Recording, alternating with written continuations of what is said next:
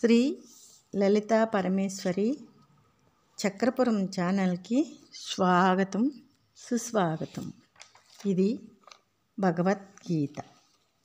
అర్జున, దుష్టబుద్ధి గలవాడు ఏ ధృతి చేత నిద్రను, సంసార భయాన్ని, సంసార తాపాన్ని, దుఃఖాన్ని, విషయభోగములను అనుభవించు మదమును విడుచుచుంటలేదో ఆ ధృతి తామసికం. అర్జున, సుఖం తు ఇదానీం త్రివిధం శృణు మే భరత, అభ్యాసాత్ రమతే యత్ర దుఃఖ అంతం చ నిగచ్చతి.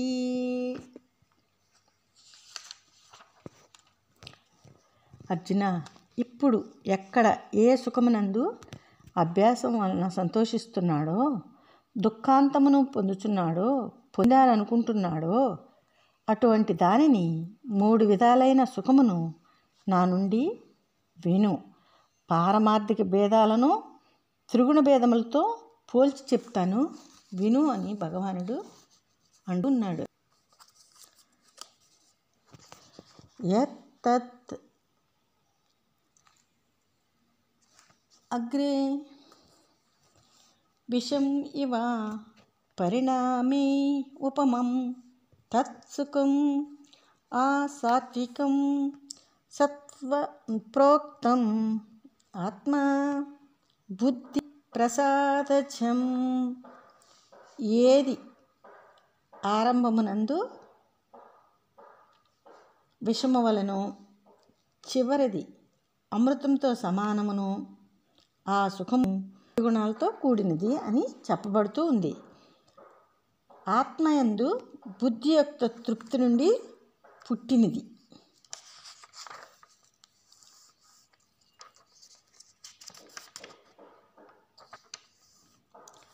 విషయ ఇంద్రియ సంయోగాత్ యత్తత్ అగ్రే అమృతోపమం పరిణామే విషమైవ తత్ సుఖం రాజసం స్మృతం.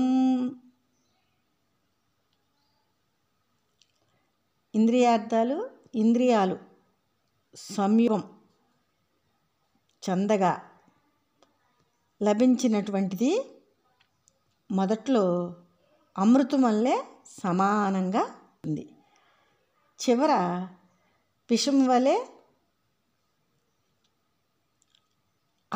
ఆ సుఖము రజోగుణముతో కూడిందంది అని భావింపబడుతుంది. అర్జున, యత్ చ అనుబంధే చ సుఖం మోహనాం ఆత్మనః నిద్ర అలస్య ప్రమాద ఉదత్థమం తత్తామసం ఉదాహృతం.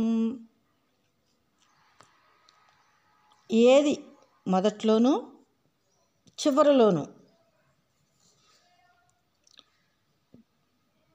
కూడా సుఖము భ్రాంతికరము, ఆత్మకు నిద్ర సోమరితనము, భ్రాంతి పుట్టినది, అది తమో గుణానికి సంబంధించిందని చెప్పబడుతుంది. అర్జున, తత్న అస్తి పృథివ్యాం వా దివి దేవేషు వా పునః సత్వం ప్రకృతి జయహు ముక్తం యత్యేభిః స్యాత్ గుణైః.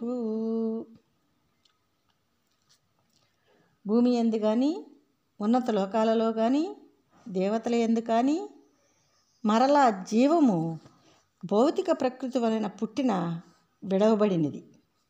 ఏది వీని ప్రభావంచే ఉన్నదో 3 గుణములను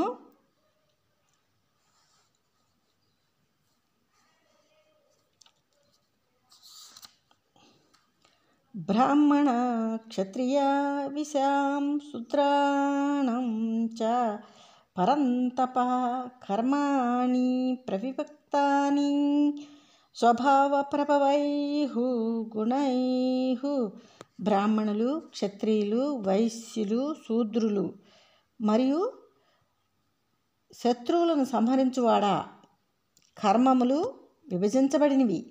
స్వభావం నుండి పుట్టిన భౌతిక ప్రకృతి గుణాలతో విభజింపబడుదురు. శమః తపః శౌచం క్షాంతి అర్థవం ఏవ చ జ్ఞానం విజ్ఞానం ఆస్తిక్యం బ్రహ్మ కర్మ స్వభావజం.